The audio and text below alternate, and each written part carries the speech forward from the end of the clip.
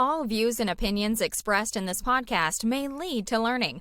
All information provided is for educational and developmental purposes only and is not intended to be a substitute for a growth mindset. Before taking action, please consult your motivation. Welcome to Learn Your English podcast, brought to you by Learn Your English.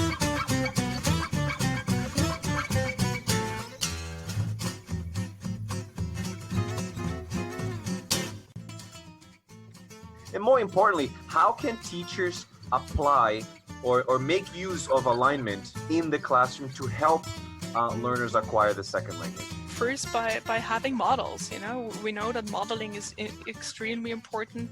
We already mentioned it earlier in this podcast. Authentic input is important because that's where people get their models from and what they can align to. Excellent language learners. Some of them were just brilliant. They, as said, they took every opportunity they got to align to their partner. And they did this much more strategically than just having it overcome them, basically. In that sense, an input flood. So where something has been used a lot, you can use it. And I think it's mainly to train structures in a more authentic, in a more task-based environment, rather than giving them exercises to use progressive form. I mean, give them all the models and tell them to continue on it. And they will, I bet you, they will use it, even the structures that they tend to avoid.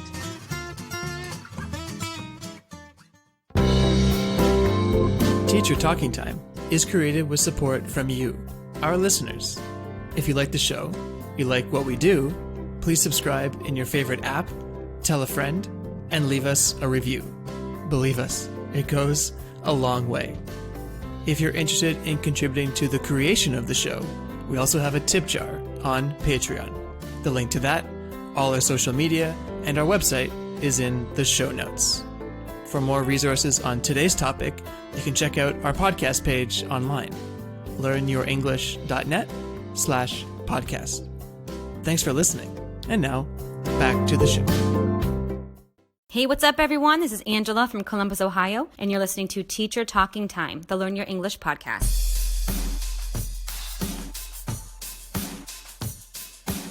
Welcome to another episode of the Teacher Talking Time podcast, brought to you by Learn Your English. Today, I'm here with somebody that I truly admire, not only as a researcher and a leading expert on the field of task-based language teaching and learning, second language acquisition, second language pedagogy, digitally mediated language tool learning and alignment, but she's also a very good friend of mine who I think is an extraordinary human being. She is a language teacher, a language learner. She speaks Dutch, German, some Italian. I don't know the level of proficiency yet. She's worked as a lecturer and researcher in Germany, where she's also completed her postdoc at the University of Mannheim. She wasn't satisfied with that, and she decided to pack her bags and move to the UK, where she worked as a lecturer at Lancaster University. And because she's such an adventurous person, she decided to leave the UK post-Brexit to move to the idyllic Groningen, where she is based right now. She's just got the position of Chair of Language Learning at the Department of European Languages and Culture. So help me in welcoming the one and only Dr. Marije Michel. Hello. Hello, Leo. Thank you for inviting me. And I'm flattered, honored. I'm not easily speechless, so I'm not speechless, but thank you for that introduction. It's really nice to be here, and I love being able to talk a little bit about what I do and what drives me in research and teaching. So thank you. Yeah, no, thanks for accepting the invitation. I think this is a very important question for me to ask, is how are you coping with what's happening at the moment in the world? Oh, yeah. I must say I'm in a really fortunate position because in the Netherlands, we're not in a total lockdown in that sense. We're allowed to go out. We are allowed to be with our family. We can roam. We're adopting something that we call social distancing. I'm here with my small family, so I have a partner who is Italian, so that's why I speak Italian, and a 6-year-old daughter. She goes to school usually, but luckily they haven't given us loads of schoolwork, so she can do a little bit of tasks, but we don't need to do things. And me and my partner, we just split up the days in who's working when, and we do the best what we can. And but I also must say that I try to appreciate the time that we have been given, and I don't want to feel stressed all the time, and that's what we try to do.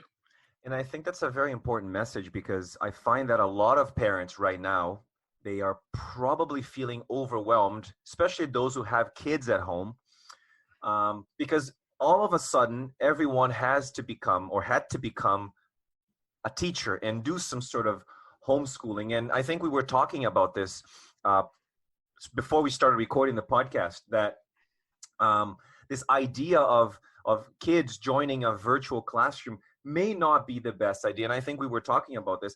I honestly don't have a lot of expectations of my children attending those virtual classrooms. What are your thoughts on this? Do you think we should be really emphasizing, or we should be forcing our children to still be, attending classes or going to school? I think it's not about going to school. So if kids want to reconnect with their friends and with their teacher, I think that's really nice. We actually had a Skype meeting with my daughter's teacher yesterday, which was really nice. He was just asking, so how are you? And I miss you, and things like that. My stepfather didn't go to school for 4 years during the war. Right. And he's still, he got a good job. He did well in life. I'm really not worried about a couple of months of our kids not going to school. I must say that this holds for those people that are in a fortunate position. Absolutely. I'm very much worried about kids that are not in a safe home, that are not in a context where parents can support their being and being happy. But those parents who think I generally have something nice to offer to my kid, don't be so stressed. It won't be. Everybody is currently, in that sense, delaying their learning. So we'll be at the same page. And if we're not trying too hard, all of us, for the next 3 months to keep things going, but just enjoy and try to connect and build our kids' enthusiasm and interest and curiosity, and to come out of this happy, I think gained a lot. Oh, absolutely. I think, and we talked about this, survival and protecting our children's well-being, mental health should come first, as opposed to filling in the gaps with those worksheets that they're receiving. And again, I'm not trying to offend anyone by saying this, but happiness is definitely more important than attendance or math worksheet management. Like you said, education doesn't have to necessarily happen only in the classroom. If the children are reading, if they're playing outside, if you're reading to them, like you said, your grandmother, the grandmother is reading to your daughter. And as you said, like you have a garden, if they're playing in the garden. I mean, watching a fun movie as a family every night. I mean, there are so many different ways in which we can be educating our children that does not involve math homework, worksheets. And it's we've been in the lucky position to have how do you call it? Tadpoles? Is it tadpoles? Like we collected them, and we have now a little bathtub outside in the garden. And my daughter was just jumping up the garden this morning because they've come out of the, I really don't know this vocabulary in English, I'm sorry. So they've come out of the eggs, is that? So then now we have little tadpoles swimming around. Okay. And I mean, she can have lessons on metamorphosis in school, but seeing it on a daily basis happening, I think that makes a much more, or is a much more important experience in her life. And And with math, I mean, I've been baking bread and cakes and everything, and she can now read the scale, you know, when I fill the flour, then she knows how much we need to add. So you can do math in many different ways. I think this is what you said is very interesting, because I feel like a lot of this connects to the first topic of our interview, which is this idea of learning by doing, not learning about things, right? Especially in the classroom, in an English classroom, in a foreign language environment where a lot of time is spent talking about the language, but not really talking in the language. And a lot of your research, and this is how we met at a task-based language teaching conference, which was it about a year ago? It was, I think, August last year. August last, so it's going to be a year soon in Ottawa. Yeah, I can't believe it's been a year. And task-based language teaching is one of your areas of expertise, and perhaps we could talk about this first myth, which is instruction, that people can only learn with instruction. So my question to you is, what is the role of instruction in task-based language teaching? Can we learn a language without a teacher? Why are we still using textbooks? Yeah, can we learn a language without a teacher? Just to get back to that first question, yes, for sure. I mean, learning actually doesn't happen in the classroom. Learning happens in a learner's mind. So learning, I mean, that's a very cognitive perspective, and I come from a cognitive perspective. So in a cognitive perspective, learning is really something that happens in your brain. So you make new connections, what we would call form meaning mappings, between the meaning of something you want to express and the language you need, so the form you need to express that. And as a teacher or as an instructor, we can support making those form, meaning, use mappings. But the learning itself happens in the learner. Now, there are different ways of making those connections or supporting those connections, and there is where the social component comes in. So from a more social perspective on learning, it's the social constructivism, so co-construction of meaning and form and use. And that's where language is very important, because you make those connections through interaction with people. Language is a communicative act in the end, so you hardly ever use language just for yourself. And there is a role for the teacher in that, in supporting to provide environments where you can make those mappings. But yeah, a short answer to your question, can learning happen without a teacher? Yes, it does. It's always without a teacher. The learning is something that's without a teacher, but instruction can help making good connections or valuable connections, or making those connections probably a bit faster. Right, as you said, so the role of the teacher is basically just support, to facilitate, or as you said, to provide meaningful opportunities for people to actually engage in meaning communication. And I don't think this actually happens as much in the classroom, especially when most of the classroom time is spent talking about the language. And I think that's the other problem that we have, is with a lot of published material. So my question to you then would be, if we don't use textbooks, then what's the starting point for the teacher? The starting point for the teacher would always be the needs of the learners. And Mike Long has been a strong proponent of that, or advocate of that, of what we call a needs analysis, and saying that if you want your learners to learn and to be motivated to learn, you need to find out what they need the language for. And a needs analysis will help you to find out what they need it for. Now, most of the time, learners need the language to communicate in the end.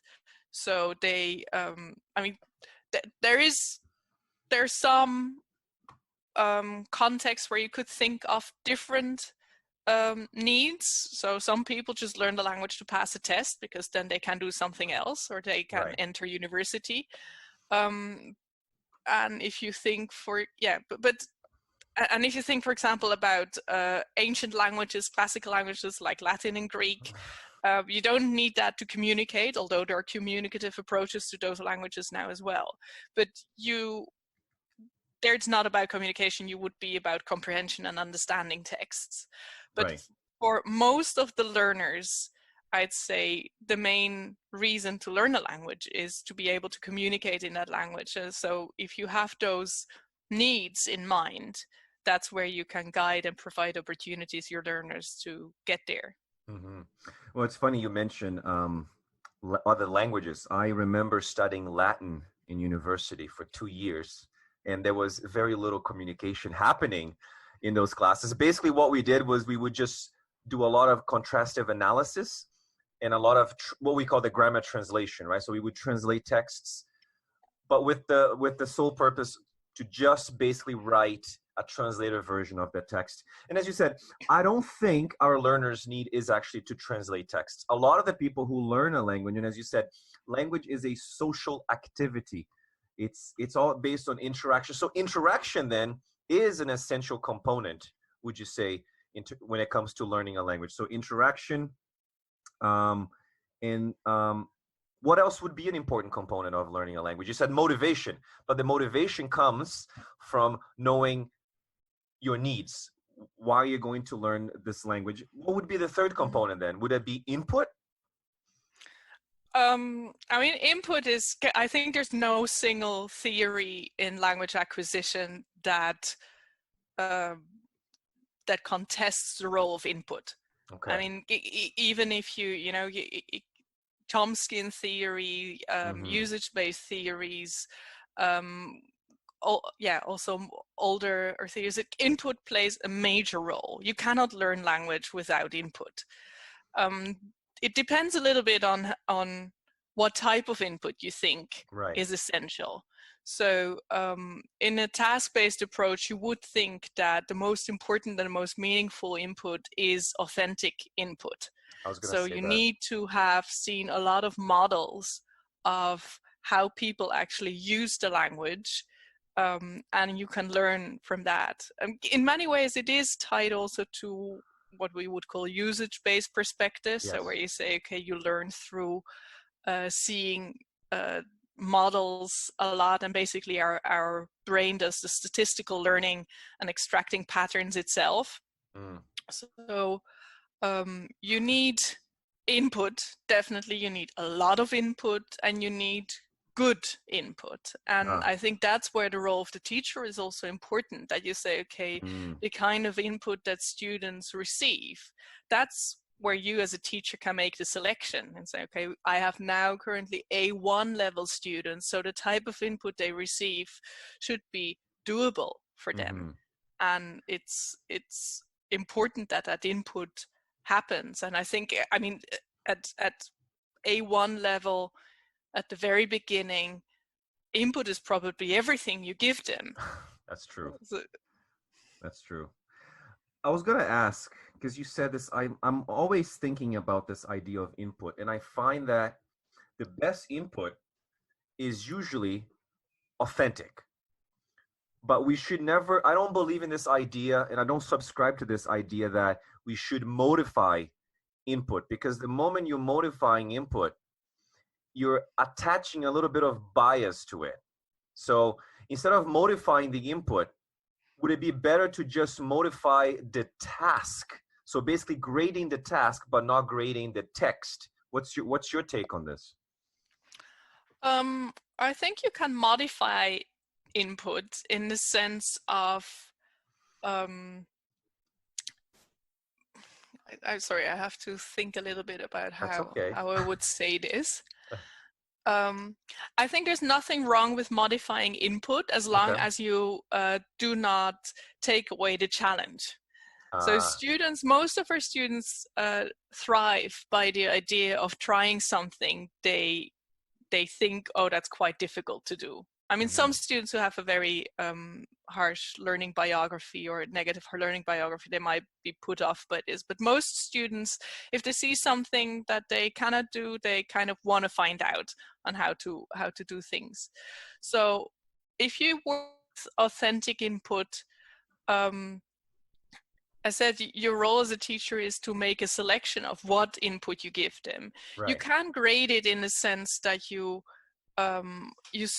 provide more supports, and I think that's something you were going to. So if you use a lot of authentic input, that's probably at a slightly too high level for your students.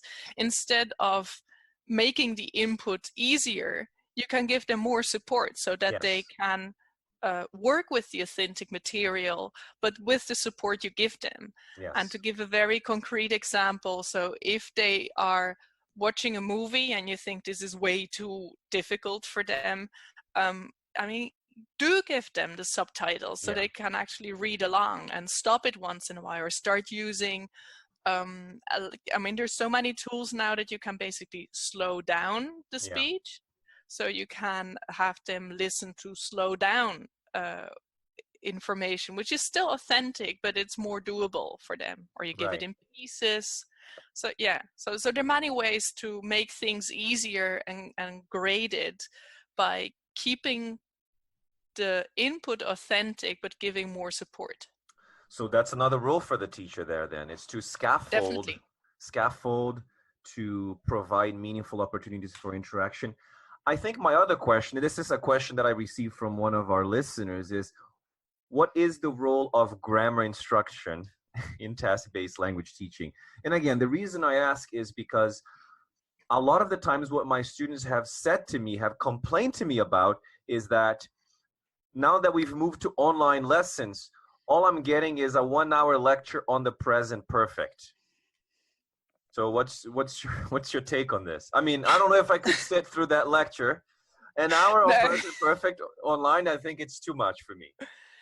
I mean, I actually don't think you need an hour to explain present perfect, and it's much more feasible to make short movies where you explain the present perfect, and then actually students can watch that themselves before class, and you can use the class for something else, for meaningful interaction. I think one of the reasons why task-based language teaching appeals to me is that it does give a role to grammar. So if you look at the history of language teaching, it started with a very focused grammar approach, grammar translation. Then it was the whole, I'm now doing this very fast. So, okay, don't worry. We can from skip grammar stages. approach, there was the other end. We were going to a fully communicative approach. Input is all that matters. You should not give any grammar at all. And I think task-based language teaching draws on the good points of both of it, is saying, if you give grammar at the moment that it is meaningful and useful, and at a moment in time where students can actually focus their attention to it, then it has great value. But and that's your other role as a teacher, is to pick the right moment to provide the grammar. So it is good to give grammar. I wouldn't pay a teacher that never explains any grammar. Let's take a quick break. We'll be right back.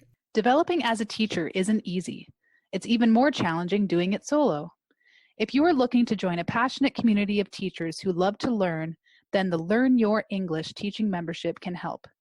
The Learn Your English membership allows teachers to develop what they want when they want to. Through monthly challenges, webinars, reflection tasks, and application to your individual teaching context, the membership brings like-minded people together from all around the world. If you love improving and taking risks in education, then join their growing community of teaching professionals today. Find out how at learnyourenglish.net/memberships. Hey guys, I'm Sophia Shanahan from Venezuela, living in Canada, and you're listening to Teacher Talking Time, the Learn Your English podcast. Hola amigos, mi nombre es Sophia Shanahan, soy de Venezuela y vivo en Canadá, y estás escuchando Teacher Talking Time, the Learn Your English podcast. And that's your other role as a teacher, is to pick the right moment to provide the grammar. So it is good to give grammar. I wouldn't pay a teacher that never explains any grammar, because that's part of teaching, is to to provide that structure in language. I mean, one of the things that I often say to my students, I teach on a Master's of Applied Linguistics here at Groningen University, and I also did so at Lancaster University. And grammar wasn't invented to punish millions of learners. That's not the role of grammar. Grammar is there to show that language has some structure. Yeah. And it can be helpful to draw learners' attention to those structures. You and I, we both like language. And most people who are language teachers, they are also in that sense probably language geeks. They love the structure in language and they're good at it. And but there are a lot of people out there, learners out there, that do not have this fascination for structure in language. And we've all come across people who are not good language learners or think they're not good language learners, and it's, oh, I hate language because it's all full of irregularities. Now, that's not true. Language has tons of patterns in there. Yes. And I think helping students to see those patterns, that's the role of grammar. So if they look at models and they see authentic language and then they try to come up with it and then manage, and they don't manage right away, they struggle a little bit and they say, you know, actually there is a pattern in there, and the pattern is A, B, C. Right. And that's how you can give grammar when it is needed and when they notice that it's useful. I think that's what I was going to say, is that a lot of the times when people ask me that question, I don't give as good an answer as you have given me, but it's usually that grammar is not something that you teach preemptively. It's something that you teach reactively. As soon as you start noticing the gaps in the language, that's when students are going to be like, I don't know how to say this. And that's when the teacher chimes in and says, here's some good language that you could use to actually achieve a certain outcome, depending on, of course, the task. Which brings me to another point, which is the role of repetition. We find that when you follow a synthetic syllabi, when you're following a discrete item teaching, when you're just basically teaching grammar points in linear fashion, students are not often provided with enough opportunities to try the same thing again. And I think that's one of the most important things. I think one of the most attractive things about task-based language teaching is the role of repetition. I think my question to you then is, why is repetition so important in task-based language teaching and in learning a language? I think repetition is the basic of learning. You can't learn something by just encountering it once. So if you want to learn, and again, drawing on a more cognitive approach in thinking of, okay, you're building up a new connection between form, meaning, and use. In order to strengthen that connection, you need repetition.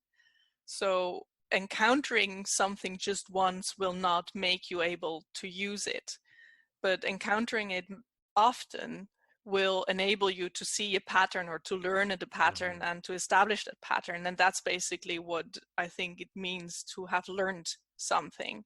So repetition is important just from a learning perspective in terms of how I think, again, our brain works.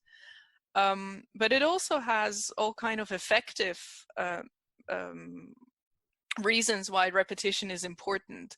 So if you give students the opportunity to do something once and they fail, they have a negative emotion towards it. But if you give them actually a second opportunity or a third opportunity, they will notice that they get better at it. And that's what we do ourselves. I mean, as teachers, you know, if you're teaching 3 parallel classes, that the second time your course is slightly better than the first time you did it. So your second group just improves because you've done it again and you know what to focus on and what not to focus on. The same applies to the second child, by the way. Yes, maybe. I only have one, so I don't know. but you learn from repetition. Right. And I mean, what teachers sometimes say, oh, but I can't have my students do the thing again. It's always the teacher. It's always my experience has told me that it's the teachers who find repetition boring, not the learners. Would you agree with that? Learners tend to really like the opportunity to do it again. And if you think, I mean, I think it's also a great way of being inclusive in your language classroom with dealing with different levels of students. So if you give them task repetition, those kids that could do it the first time, you can make it more challenging by slightly changing the topic or giving them a slightly different situation to do the same again. But those kids that, or also adult learners, such as that need a repetition, they can just do the same again.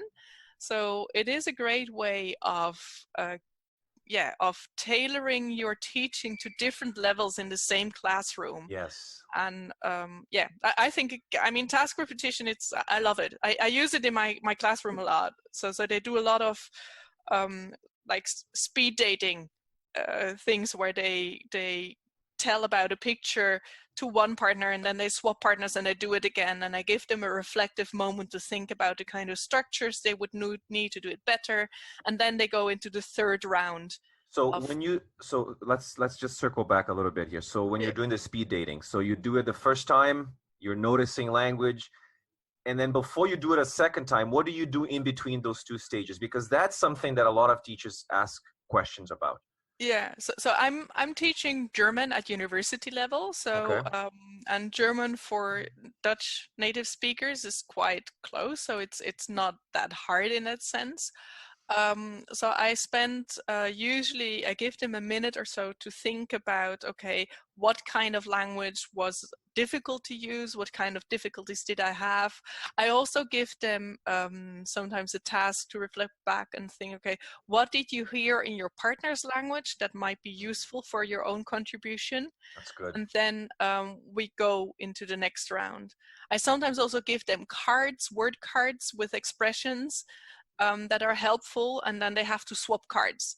So that the first time they use these three expressions, and then they need to give the cards to the other partner, and they have to do the same task, but they need to use different word cards this time, different expressions, so that it's in that sense meaningful for them to actually do it again with a slightly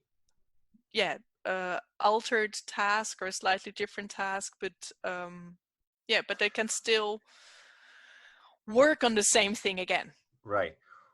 Which brings me to the next point, which is this idea of the CAF, right? The complexity, accuracy, and fluency in language to production. A question that I received prior to this interview was from a teacher who said, when I'm doing a task, should I focus on all three?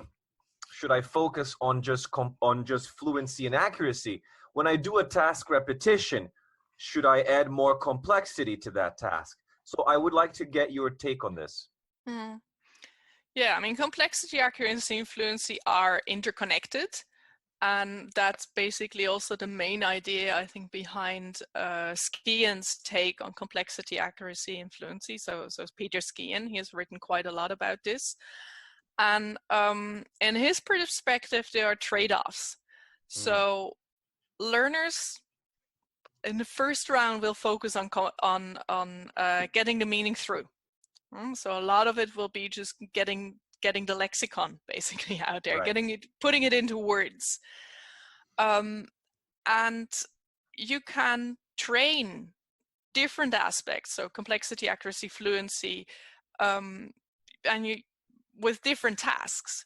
Right. So if you want to train fluency, you can actually do that by limiting time. So there's the method by, I think it was Paul Nation who brought this forward, like the 4-3-2 method. So you have to do the same task. First time you have 4 minutes, then you have 3 minutes, then you have 2 minutes. Now that's typically something that would improve fluency.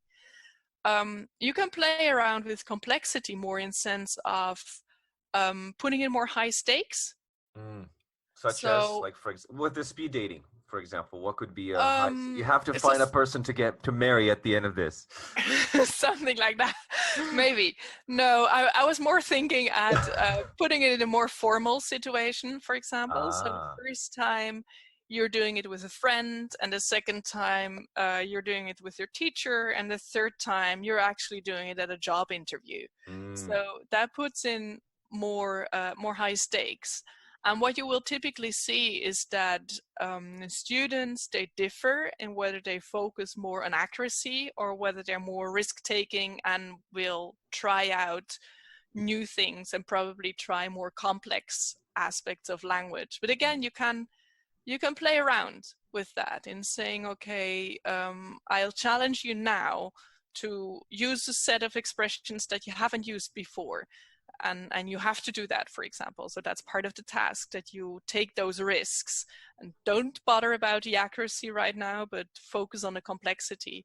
But I think as always, the golden midway is that you use it as a teacher in different ways. So it's your choice as a teacher, and that's your role as a teacher, that you say, okay, now we're actually going to focus more on fluency.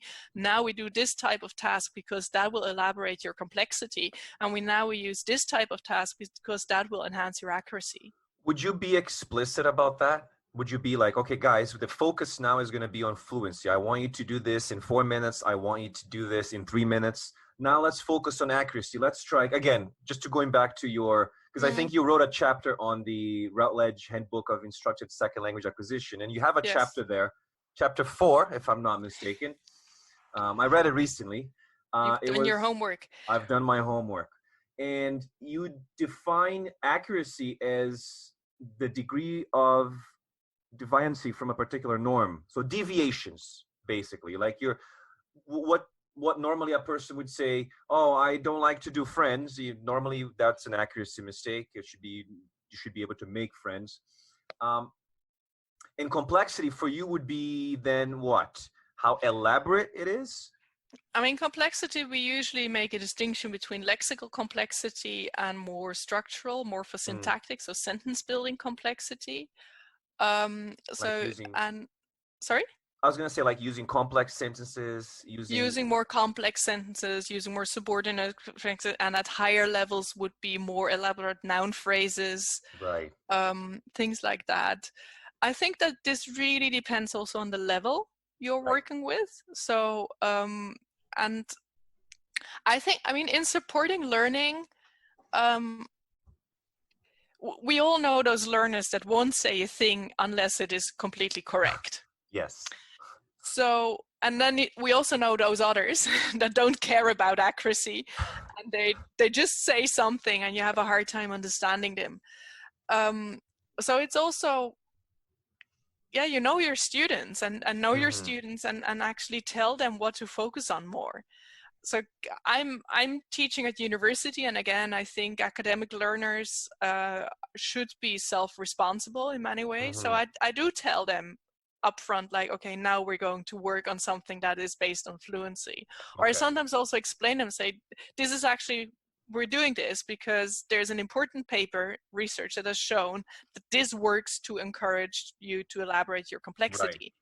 So I'm doing that. I'm not sure everybody can relate to that. So all learners might differ in that, but I think you can give individual teacher instructions in telling you, so you know you have an issue with accuracy. So I know you're someone who's a risk taker, but now really take some time and try to be accurate. Just try it for once. So I'd use it in that way.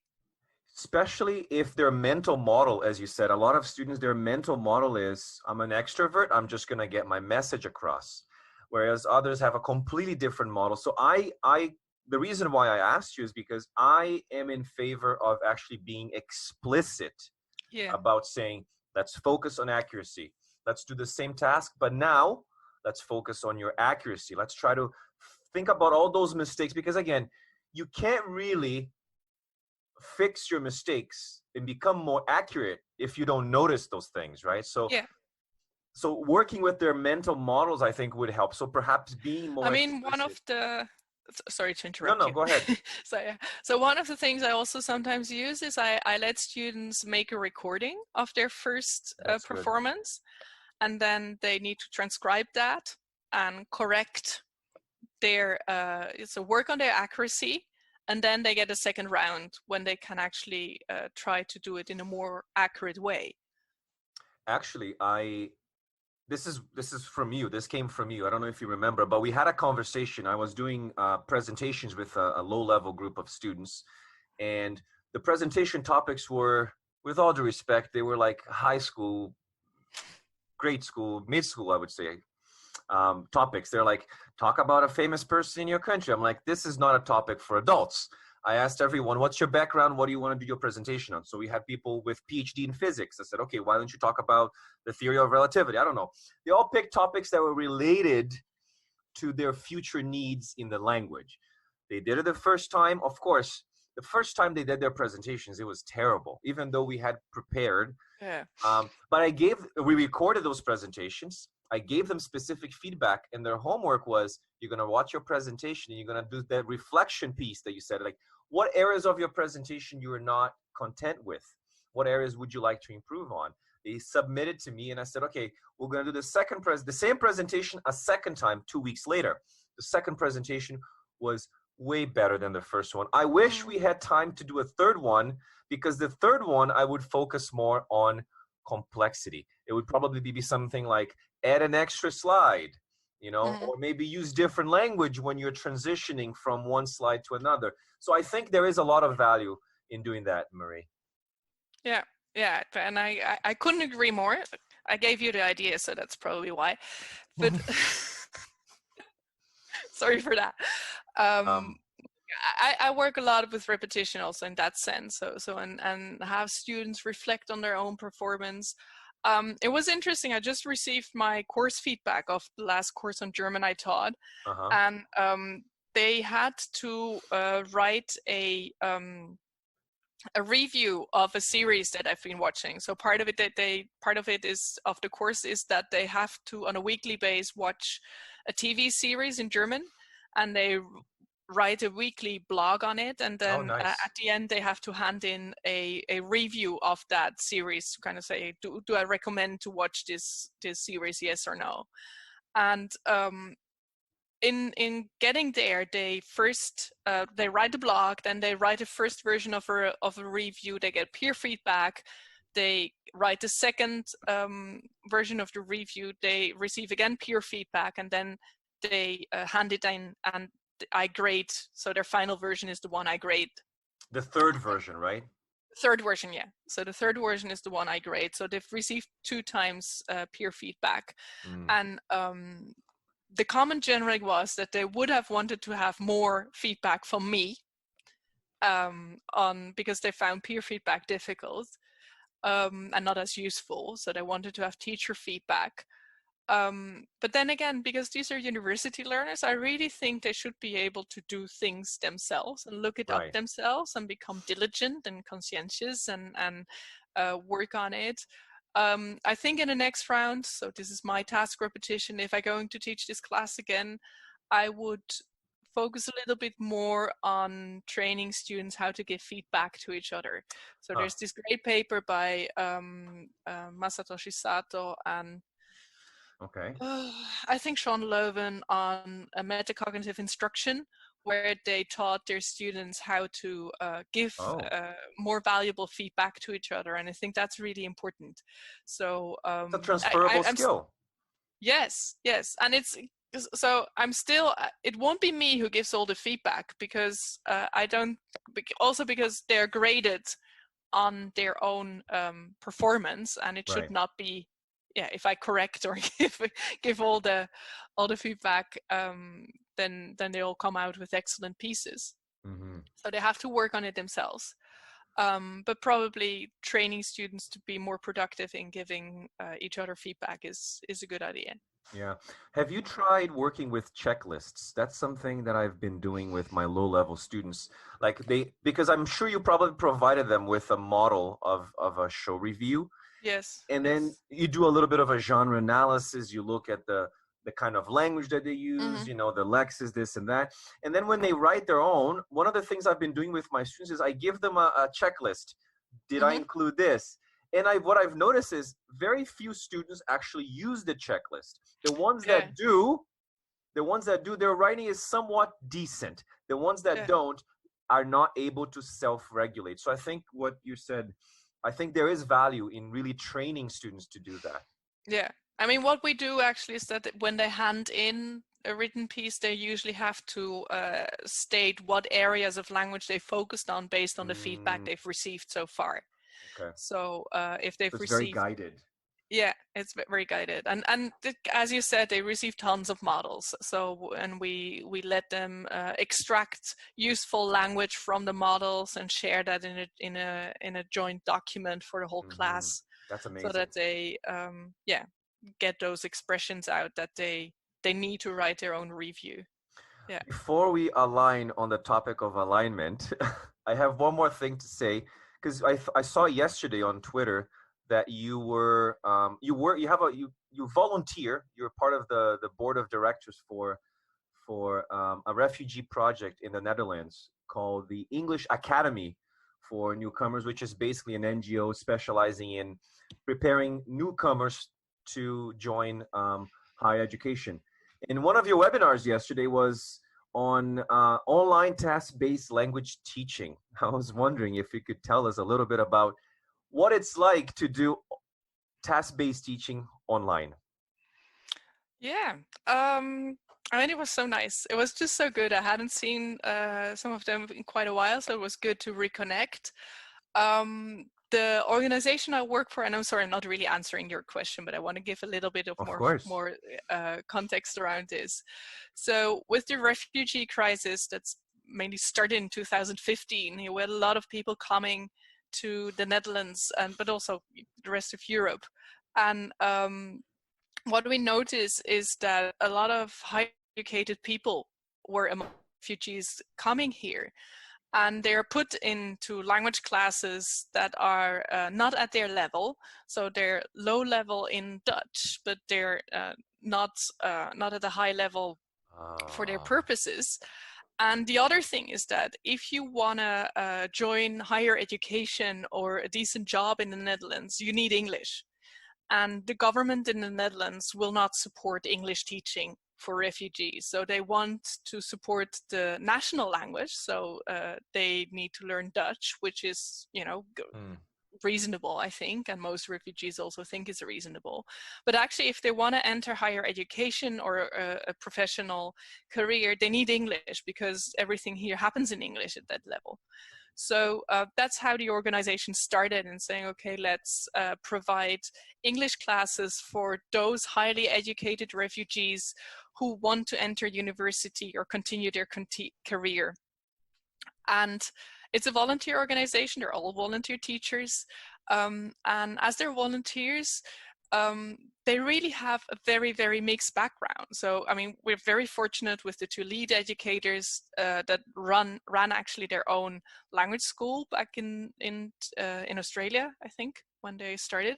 But some of them are PhD students in physics that are good in English, and they just want to devote some of their time to supporting the learners. So some of them really have a very limited background in teaching and also very limited background in language teaching.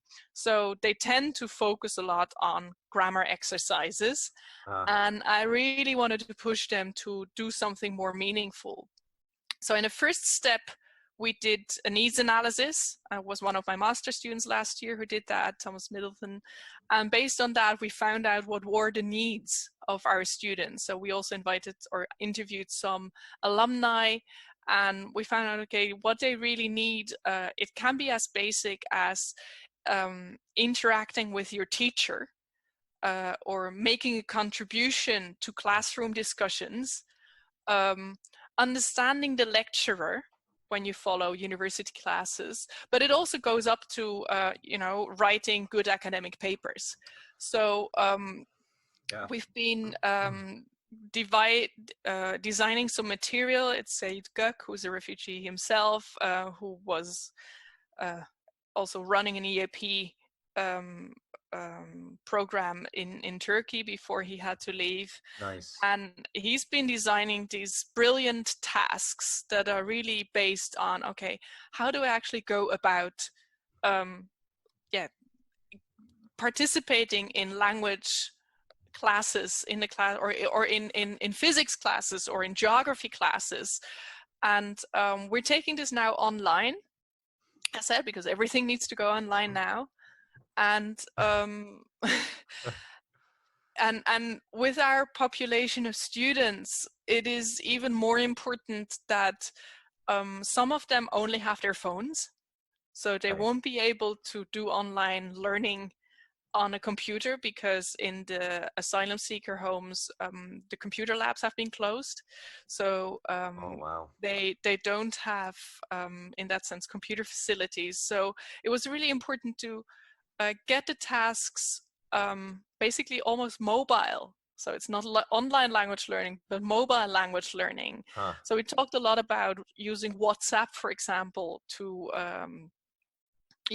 to do tasks, and how to connect with students on them recording vlogs and messages on their phones that they submit on a shared drive. And so to, rather than thinking that online language teaching is 2 hours of online classroom time, and I think Fernando has talked about that earlier, that's just not going to work, and specifically not for our population of learners. You can't follow a lecture for 2 hours online on your phone.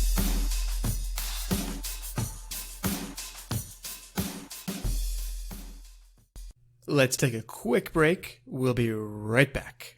Professional development has many faces: workshops, webinars, conference presentations. What it shouldn't have is a lack of continuity. Research has shown that professional development initiatives have a lasting impact when they adopt an ongoing approach to professional development and not just a one-off workshop. Through our professional development model, teachers progress along a continuum of development while making connections to their teaching context along the way. As they refine their practice, they enhance their ability to be responsive to the learners and acquire skills which help further learning outcomes. If you're a school seeking an innovative, evidence-based, and bottom-up approach to teacher education in your institute, we'd love to talk to you about how our program works. Contact us online at www.learnyourenglish.com or by email at info@learnyourenglish.com. Hi, my name is Yasmin. I'm from Iran, and right now you're listening to Teacher Talking Time, the Learn Your English podcast. سلام، من یاسمن هستم، اهل ایرانم و شما الان شنونده Teacher Talking Time, the Learn Your English podcast. That's just not going to work, and specifically not for our population of learners. You can't follow a lecture for 2 hours online on your phone. What I wanted to say about that is I met a woman at the task-based language teaching conference last year. Her name is Angela Sturzik, and she works at a college here in Canada. And she did a fascinating research. She basically interviewed a lot of professors, first-year university professors and college professors, and she asked them, what are the expectations that they have of international students? And believe it or not, grammatical accuracy was not one of them, but it was just basically what? The ability to participate in the classroom, to communicate, to ask the teacher questions. So a lot of it has to do with this need to communicate, take notes, which are all, if you think about it, a lot of these are actually doable tasks.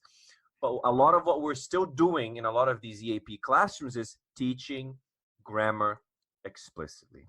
And a lot of it, so what I notice also, or what I know from teaching international classrooms also at Lancaster University, we have all those students that pass their IELTS, and they might even have been brilliant on passing international tests, but then they come and they can't communicate, and they can't participate as much as they want to do. So it's one thing to pass a test, but it's another thing to be a good student.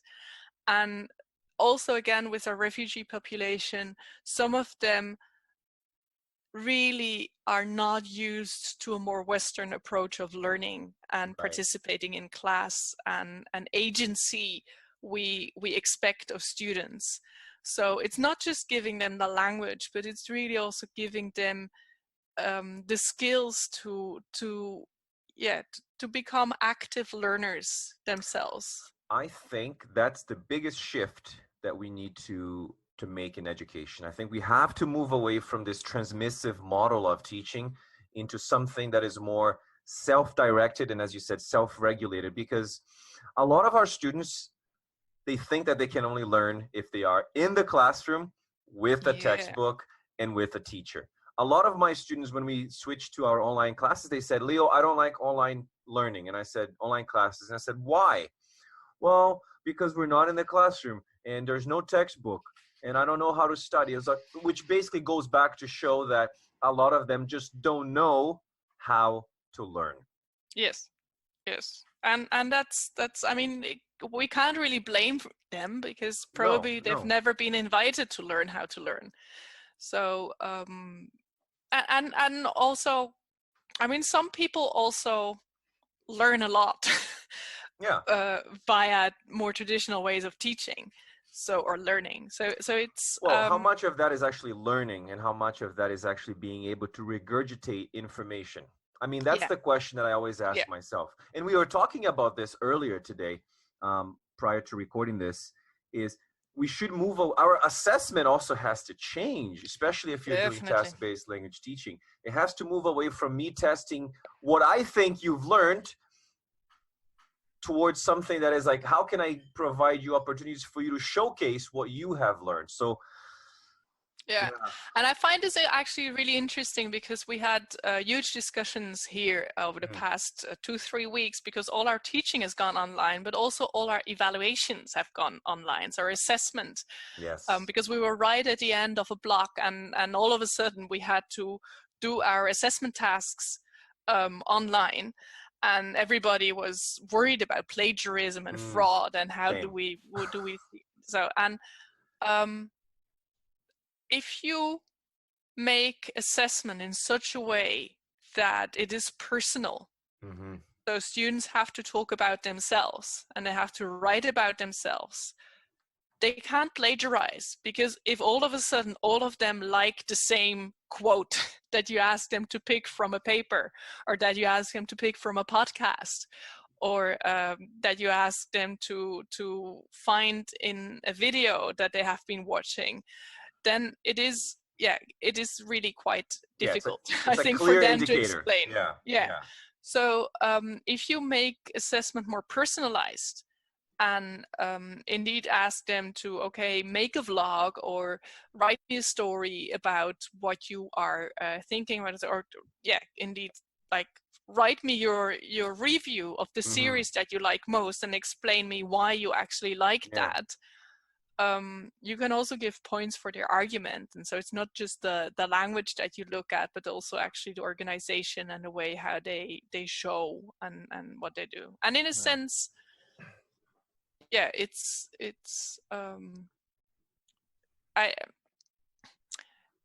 again, I'm in a position that we are at university, where I think if students really think they can pass their studies with fraud, then let them do that. But you see, Marije, this is one of the things I usually tell my students. I said, if you want to pass, everyone can pass. The question is, how many are actually learning? And that's what I tell my students, is like, you don't have to attend. I'm doing online lessons every day. It's exhausting. I don't know if you've noticed this, but you're feeling tired at the end of an online session. And we're still doing an online session right now for this podcast. But what I find is, and I tell us, I'm very clear with my students. I said, if you want to pass, don't even come. But if you want to learn, then I think you've come to the right place, because the focus should always be on learning. How can I be better today than I was yesterday? How can I look at my writing today and be like, you know what? Leo has given me very clear indications as to what I should change to make my writing better. So I think that's the shift that education needs, is we need to move away from traditional assessment, where we assess what we think they've learned, as opposed to them showing us what they were capable of learning. Yeah, I couldn't agree more. If I had the powers to change the national assessment practices in this country or in any country, I'd do so immediately. So because as soon as you are able to change the assessment, you'll get a positive washback, Yes. meaning that the teaching will also start teaching to the test. But if your assessment is good, teaching to the test is not bad.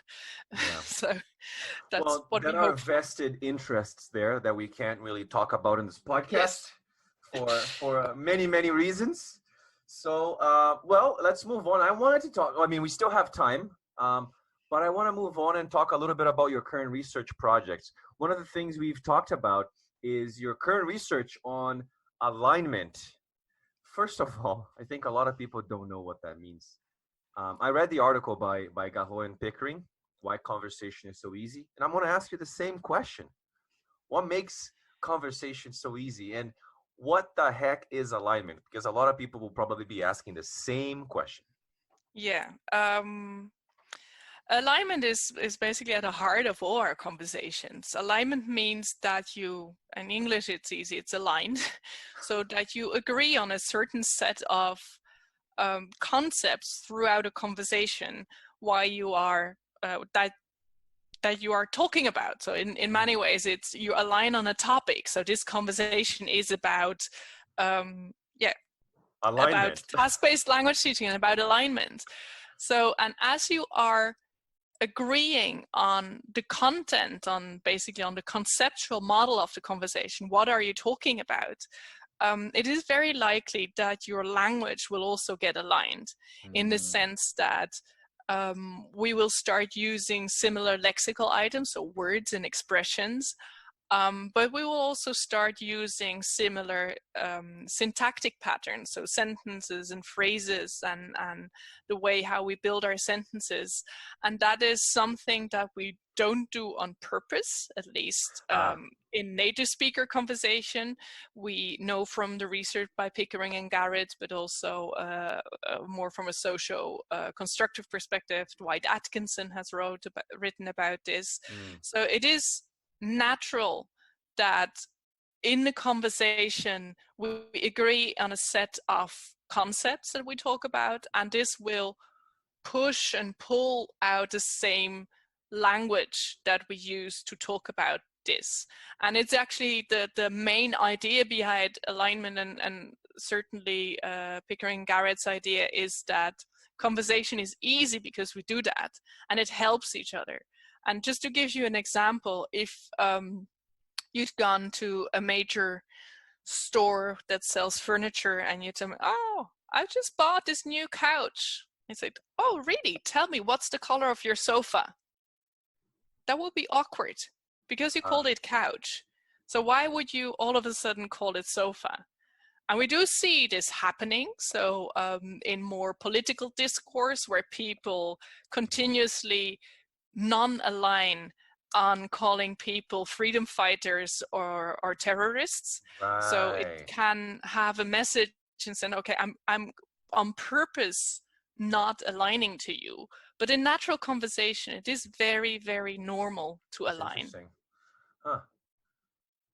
Wow. I was just thinking about that because, I mean, I would say my opinion is that conversation is easy, but conversation in a second language can be very difficult because there are many problems that are posed by the nature of a dialogue. For example, one of the things that Garrett and Pickering talk about in the article is this idea of conversations, opportunistic planning. That's what they call it, which is this idea that you cannot predict how the conversation will unfold. And if we think about it, like right now, we're having a conversation. You have no idea what I'm going to say next. I mean, we can have an idea, but learners don't have this. They don't know where the conversation is going. Normally, what learners get is what we call the IRF, interaction or initiation, response, feedback.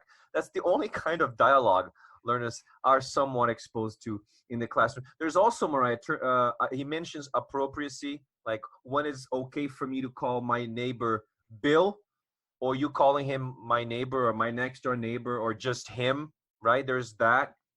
And he talks about the last one, which to me is the most interesting one, which is the interface problem, which is this idea that deciding when to speak, the right time for me to chime in, for me to interrupt you, you know, planning what to say next. So my question to you then becomes, how do interlocutors, how do people in a conversation achieve this common ground in the course of an interaction? Is it only through alignment?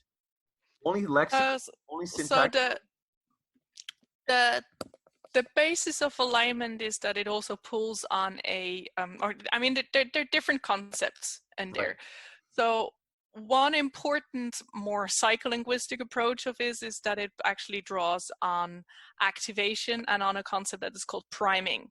Now, I was going to ask you about priming that. is the idea that if I talk about a table, that all kinds of lexical items in my brain will be activated.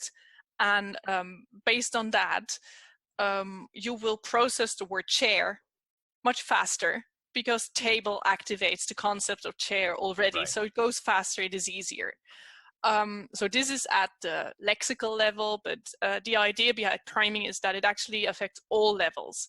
So also after hearing table, you will process table much faster because they say at the same time. So after table, you will process cable much faster because it's the same word on a phonological level. And the same holds also for syntactic patterns. So if you all of a sudden start using passive voice, I will be able to come up with passive voice much faster myself because it has already primed, basically. So this concept of activation plays a role in there.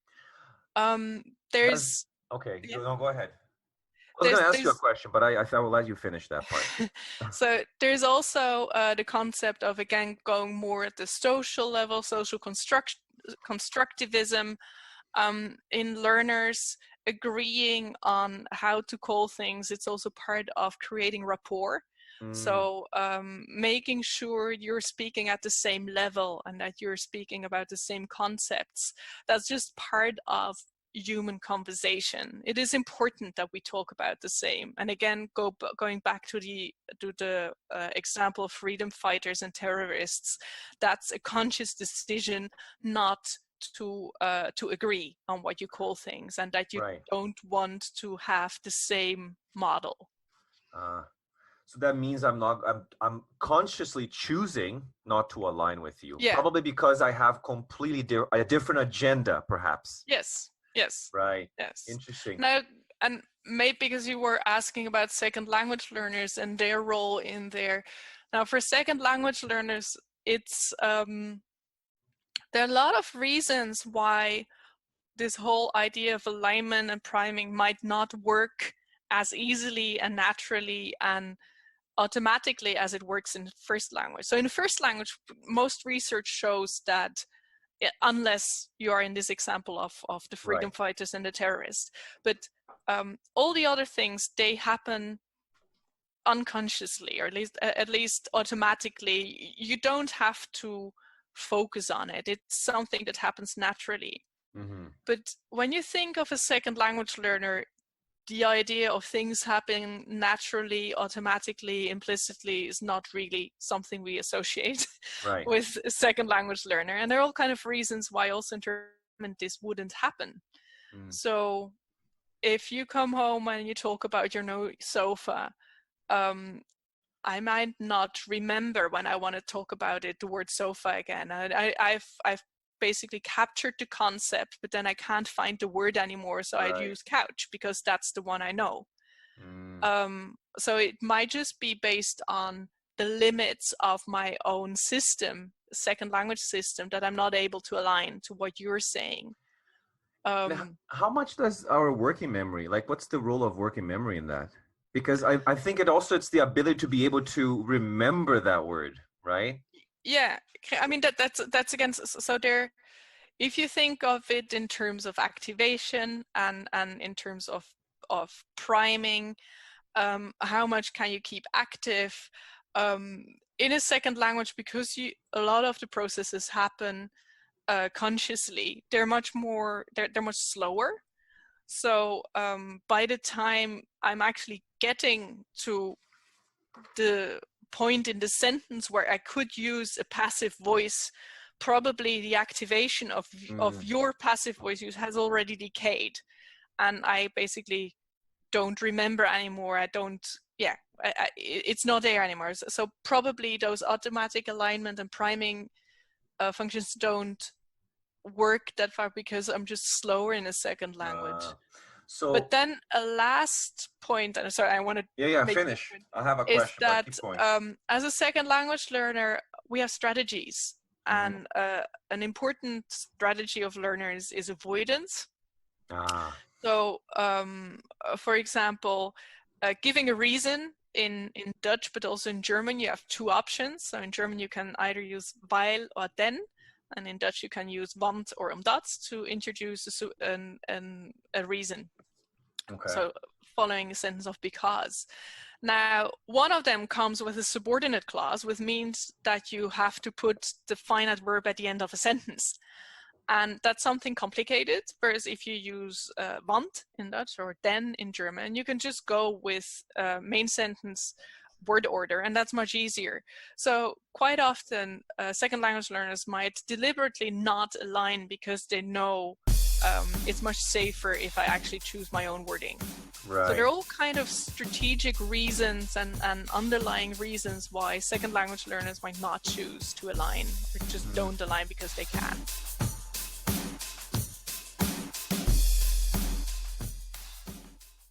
Let's take a quick break. We'll be right back. You know, quality professional development is such an important part of the teaching industry, but it's surprisingly hard to come by. That's why I was so pleased to come across Learn Your English, a company providing online teacher education courses with a fresh perspective. My name is Erin, and I'm an English language teacher. After a decade in the classroom, I found myself teaching the same things in the same way. My learning seemed to have plateaued. I wanted to take charge of my learning, and I really like how the online Learn Your English courses don't prescribe anything. They motivate me to reflect on my teaching and propose tactics and ideas I hadn't considered. If you're a language teacher wanting to learn inside your busy schedule, I highly recommend their online courses on Thinkific. Head on over to lyenetwork.thinkific.com. That's lyenetwork.thinkific.com. Take control of your education. You won't regret it. Hi guys, my name's Ethan from Korea. You are listening to Teacher Talking Time and the Learn Your English podcast. 안녕하세요. 제 이름은 에단이고요.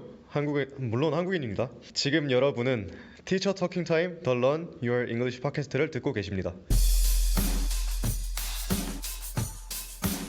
Right. So there are all kind of strategic reasons and underlying reasons why second language learners might not choose to align, or just don't align because they can't. Okay, so I'm going to circle back a little bit here, just to make sure people are following us. Alignment is a largely unconscious process, okay? Yes.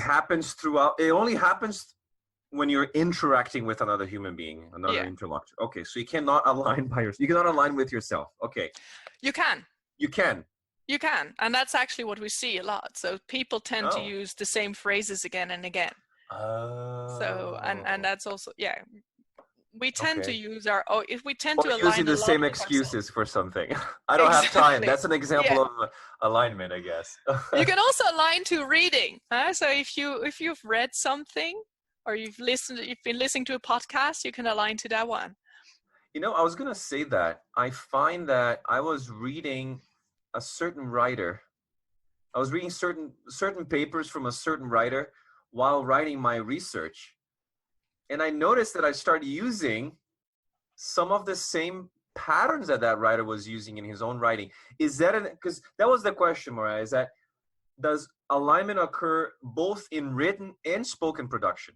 Yes. Okay. And actually there's again quite interesting research by Wang and Wang that looked at this, and it's a teaching method that's used, I think, in China and other Asian countries that they call continuation writing.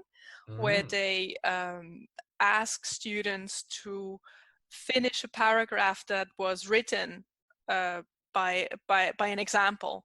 And the idea is that by the first part of the text that you read, you are prompted and primed so much in terms of language that the second part that you write yourself is actually at a higher level because you're primed by the language you've read, and because you're aligning to the language you've read. So a lot of it, I mean, some people might relate this to uptake. So that's something I think a similar concept. So you're just using your model, you're aligning to the model you receive. Okay, so we align lexically, repetition of certain words. We align our phrases, as you said, or chunks of language. We align syntactically. For example, if you say, for example, 10 people have been fired, then I'm more likely to use another passive sentence because I'm trying to align with your passive construction. Exactly. And you can align also phonologically. Yeah. Said. How does that work? You just did it, actually. So earlier, you introduced the paper by Pickering and Garrett as Pickering and Garot. Oh, yes. And you aligned to me perfectly after I'd mentioned it. It's been a recast, in a way, by me.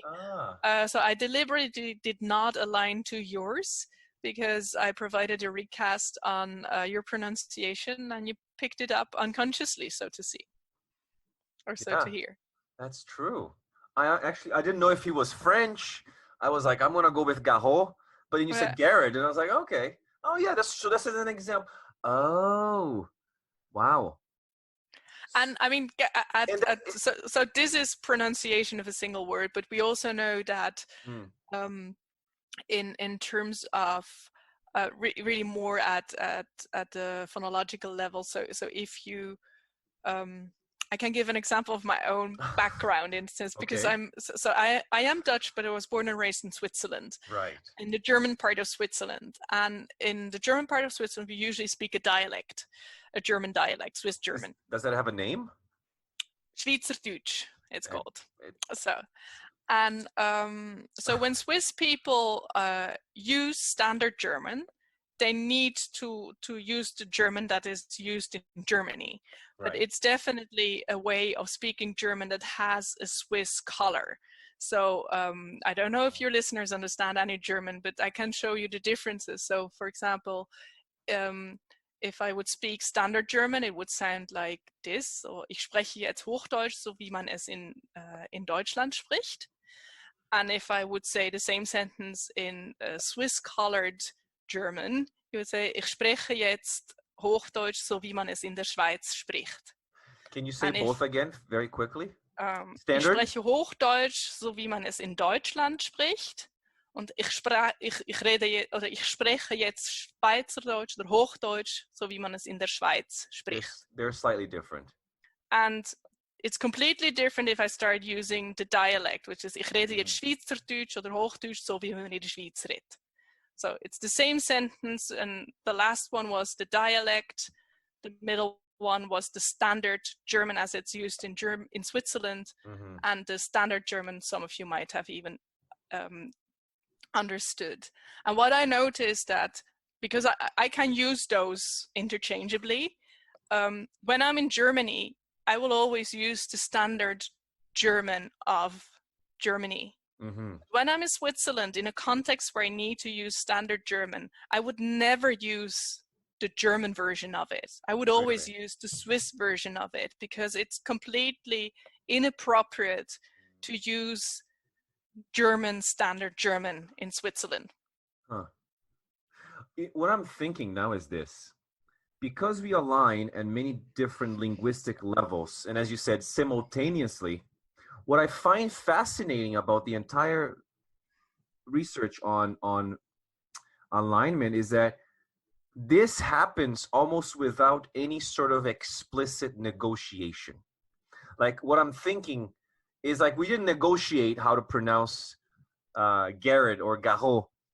And I feel like students, especially if they're trying to align with their teacher, if they're trying to align with perhaps a more advanced student in the same class, I think they would do this without negotiating.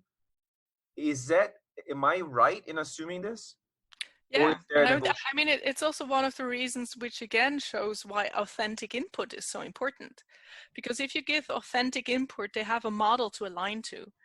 And depending on the level of the student and depending on their strategies, they will be able to align more or less, also on a conscious level. So we do have those exceptional language learners in the sense that make a language learning opportunity of every situation they're in. I'm one of those. Yes. So you can always learn through aligning to your input. My other question, Marije, then would be, what is the role of noticing in alignment? Because if you, I don't know. It's a good, I was thinking about that. I think it can be important, but it doesn't have to be important. So in part of the research studies I've been doing, we've actually let students align to each other while they were really not aware of what they were doing. So I have this one study with my current PhD student, Laura Stiefenhofer, where we used this in the Spanish classroom. And those of you who teach Spanish, you know that subjunctive in Spanish is typically something students try to avoid. You know, let's not go there because it's difficult. I've never used subjunctive in my life, and I never want to. So what we managed to do is we gave one of our students or participants, we gave a set of sentences that included subjunctive mode. And we said, okay, in your conversation, you're free to use whatever you want to do, but chip in a couple of these sentences. And we did see that actually in those conversations that had or where a couple of subjunctives were used by our instruction, not telling them you have to use subjunctive, we just said use these sentences that contained actually a subjunctive. The conversation elicited more subjunctive mode. And that's because people align to themselves. So if they had a model with a subjunctive that they were asked to use, they would actually reuse another subjunctive in their own contributions, but also their partner picked it up and started to use subjunctive mood. So you can do that in a way that is really implicit and people, they didn't know. Now, others, they had picked up and they came at the end and said, this was about subjunctive mood, was it? And you could see that noticing in that sense supports the learning, because if they're more conscious about it, they will probably reuse it more explicitly. But you don't need it for learning. You don't need the noticing in that sense of using it consciously. Or so now I'm going to use subjunctive. But yeah, you draw on your partner anyway. You'll do that. So part of it is implicit, but explicit noticing helps. Yeah, I think I was reading the Jackson paper and he was talking about the role of noticing. Okay, good to know. Good to know. Carrie Jackson.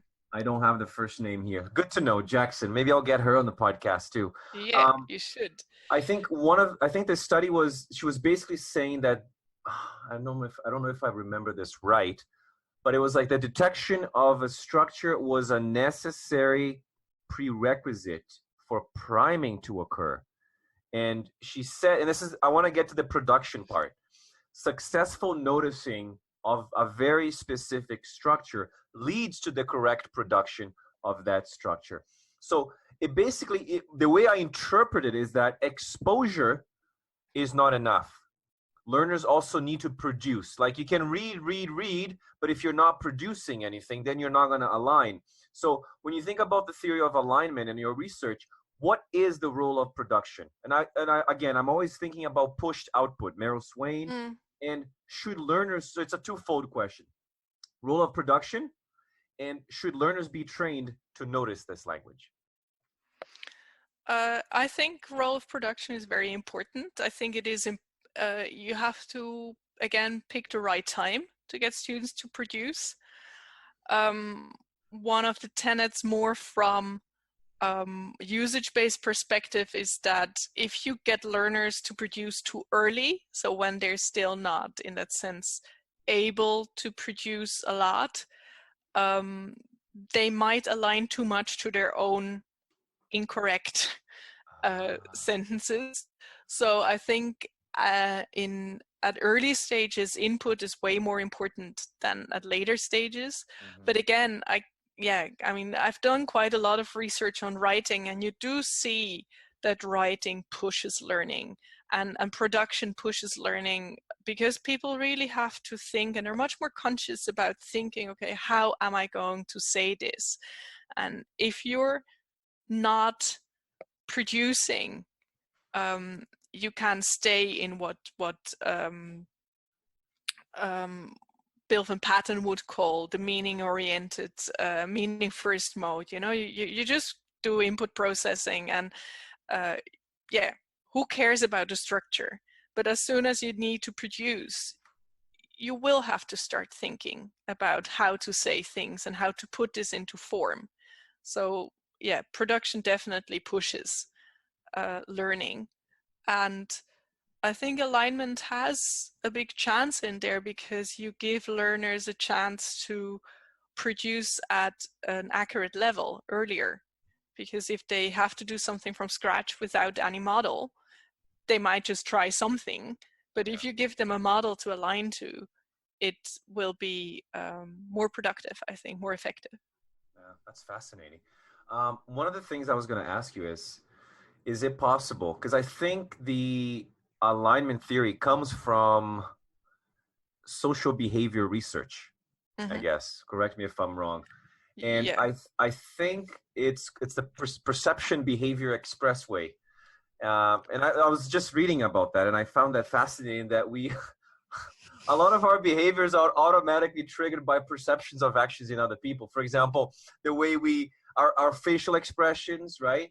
Our movements, our gestures. And I was even reading, I don't know if you've read this, you probably have, but I was doing extra research on the social behavior research, because I want to move away from language. I want to learn more about the psychological psychological aspect of this. And there was research in which participants were mimicking posture. And that to me was fascinating, like foot shaking. I mean, that's the beauty, I think, of alignment. And I mean, people who've been in the field a bit longer, they know we had accommodation theory, you have convergent theories. So it all comes back to the idea that we are copying. That's all we do. And that's very natural to do. We can't, and we can't, also we can't suppress it. So if someone is yawning, you start yawning as well. I mean, in very basic ways, this is alignment. There's gaze alignment. So if someone looks and stares at a certain point, you're going to look there as well. Just because you think, oh, what's happening there? And you can't help doing this. And that's the beauty, I think, of alignment, that in the sense, if we put this back to language again, your learners can't help doing it. And if you train them to use this more strategically, then they might also be better learners or become more effective learners, because they can actually draw on their model. And that was my last question. How can this theory of alignment in all your work, what are the connections, what are the implications of alignment learning? What are the implications for the acquisition of a second language? And more importantly, how can teachers, because I think this is the important question, how can teachers apply or make use of alignment, of this theory, in the classroom to help learners acquire the second language? Yeah, so I mean, I think it is a very important concept in language learning and teaching. How can you use it in a classroom? First, by having models. You know, we know that modeling is extremely important. We already mentioned it earlier in this podcast. Authentic input is important, because that's where people get their models from and what they can align to.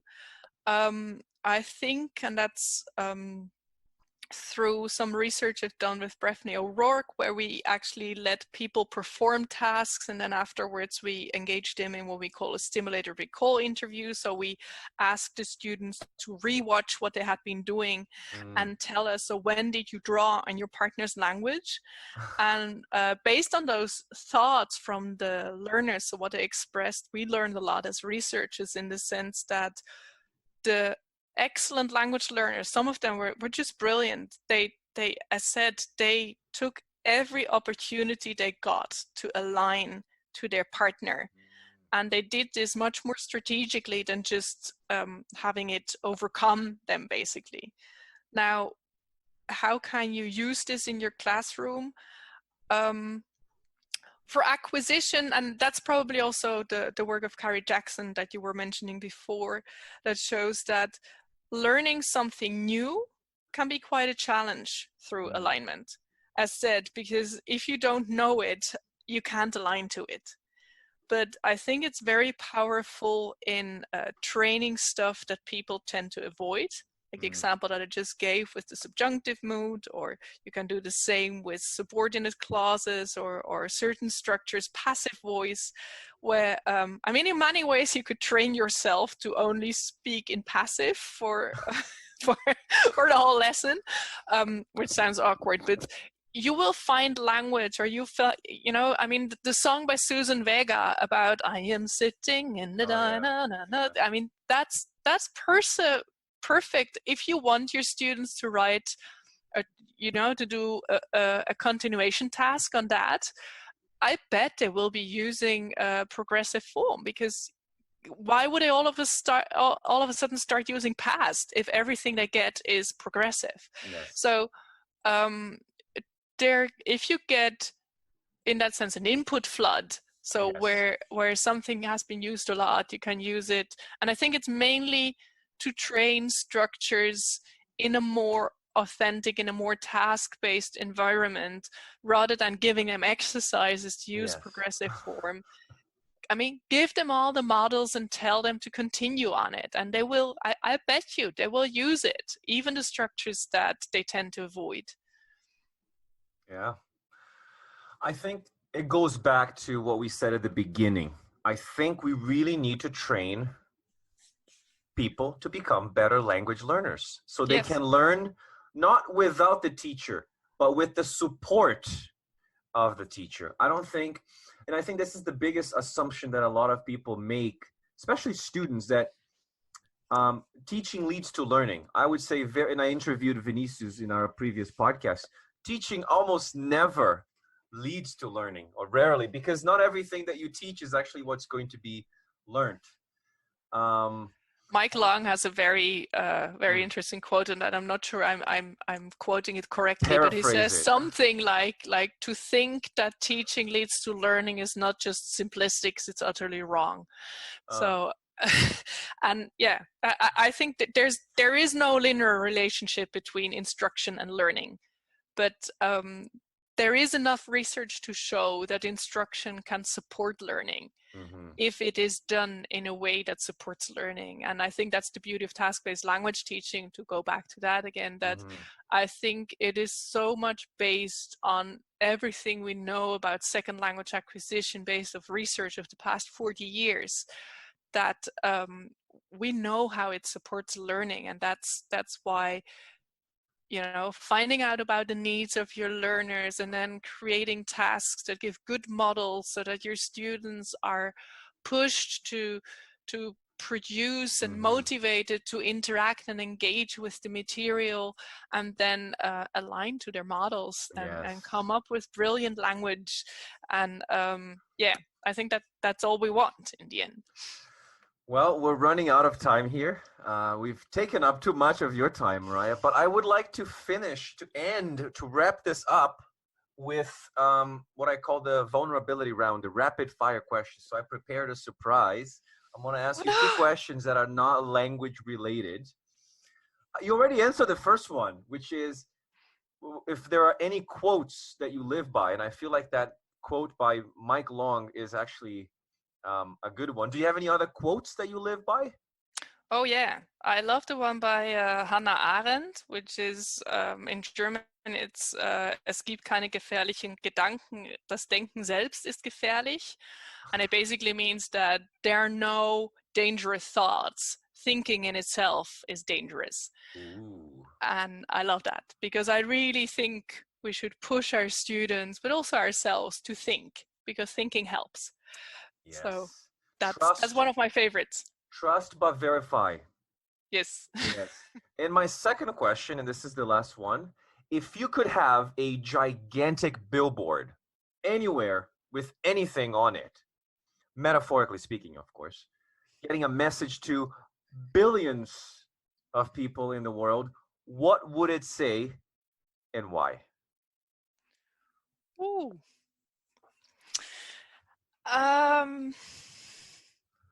My own personal billboard. I mean, this is probably going to sound a bit pathetic or so, but just There's no wrong trust in answer. trust in yourself and the ones around you. I have a very positive perspective on the people around me, but probably also myself, in the sense that I just think, we're all trying to do our best, and let's believe in that and support others to be able to do that as well. Yeah. Beautiful. Thank you. Marije, thank you very much. This has been a very long interview. Thank you, Leo. Yes. Do you have any final messages, any final comments, anything? Your work, you said you have some research coming up, some publications. You've been working on a second draft of something, or? Oh, second draft, yes. So the work with English Academy for Newcomers with Said Guk, we're putting that into a paper where we talk about tasks for refugee learners. And I said this is about academically oriented learners. I do have quite a few papers on alignment in using chat interactions, and if you want to see the tasks that I used in there that can really be implemented in your classroom, I think for German and for Spanish and for English, you can go to the irisdatabase.org, iris-database.org, where you have a set of tasks, and the work with Andrea Reves, my big buddy in research about second language writing. Oh, we're gonna have to get her on the podcast. If you want to know anything about writing, you can look that up. We're gonna have to get her on the podcast. We're gonna publish everything when we promote the podcast. We have all your publications, you have your work, links to everything. If people want to connect with you on Twitter, Sure. At Marije Michel, and that's spelled Marije Michel. And I use a H from my Lancaster Northern English times. All right. Thank you very much, and we'll see you around. Thank you, Marije. Thank you, Leo. Thank you, Learn Your English.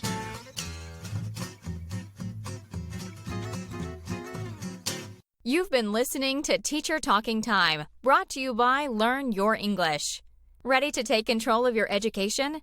You're in the right place. Teaching, professional development, learning. Expand your world with Learn Your English.